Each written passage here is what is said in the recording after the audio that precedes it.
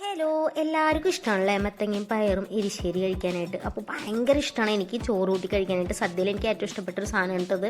അപ്പോൾ നമുക്ക് എങ്ങനെ റെഡിയാക്കുന്നത് നോക്കാം സിമ്പിളായിട്ട്. മത്തങ്ങ കഴുകി വൃത്തിയാക്കിയത് ഒരു പാനിലോട്ട് ഇട്ടിട്ട് ജസ്റ്റ് കുറച്ച് വെള്ളവും മഞ്ഞൾപ്പൊടി ഉപ്പും അതിനനുസരിച്ച് തന്നെ കുറച്ച് കുരുമുളക് പൊടി ഇട്ടിട്ട് നല്ലപോലെ വേവിച്ചെടുക്കാം. ഇനി നമുക്ക് ഇതിലോട്ടുള്ള അരപ്പ് റെഡിയാക്കി എടുക്കാം. ഒരു അരമുറി തേങ്ങയും പച്ചമുളക് 3-4 പിന്നെ 2-3 വെളുത്തുള്ളി, ചെറുള്ളിയാണ് ഞാൻ ഉദ്ദേശിക്കുന്നത്. എനിക്കിവിടെ സവോളയെ കിട്ടിയുള്ളൂ. കുറച്ച് മഞ്ഞൾപ്പൊടി, കുറച്ച് ജീരകവും കൂടി ചേർത്ത് അരച്ച് മാറ്റി വെക്കുക.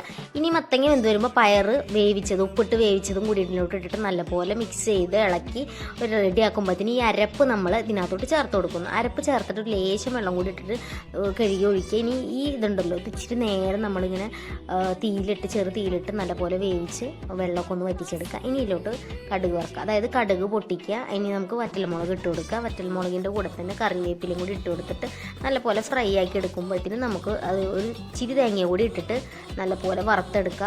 ഈ തേങ്ങ ഒരു ബ്രൗൺ കളർ ആകുമ്പോഴത്തേന് നമുക്ക് മാറ്റി വെച്ച കറിയിലോട്ട് ചേർത്ത് കൊടുക്കുക. ഈ കറിയിൽ ഇട്ടതിന് ശേഷം ഈ കുറച്ച് എണ്ണയൊക്കെ ഉണ്ടാവും, അതുകൂടി ചേർത്ത് ഇതിനകത്തോട്ട് ഇട്ടതിന് ശേഷം നമ്മൾ ഇളക്കാൻ പാടില്ല. അതുപോലെ തന്നെ ആ ചൂടോടുകൂടി മൂടി മാറ്റി വെച്ചേക്കണം. ഇനി നമ്മളിത് യൂസ് ചെയ്യുമ്പോൾ മാത്രമേ, അതായത് നമ്മൾ എപ്പോഴാണോ കഴിക്കെടുക്കുന്നത് അപ്പോൾ മാത്രം ഇതെല്ലാം കൂടി മിക്സ് ചെയ്ത് ഇളക്കാവോ. അപ്പോഴത്തേനും നല്ല മണം വരും മക്കളെ, നല്ല ടേസ്റ്റാണ്. അപ്പം നിങ്ങൾ ഈ സിമ്പിളായിട്ടുള്ള റെസിപ്പി ഒന്ന് റെഡിയാക്കി നോക്കിയിട്ട് അഭിപ്രായമൊക്കെ കമൻറ്റിൽ അറിയിക്കുക. അപ്പോൾ ഇതുപോലത്തെ സിമ്പിൾ റെസിപ്പി കാണാനായിട്ട് എൻ്റെ വീഡിയോ സബ്സ്ക്രൈബ് ചെയ്യുക. ബൈ. അപ്പോൾ ഇത്രയുള്ള വീഡിയോ.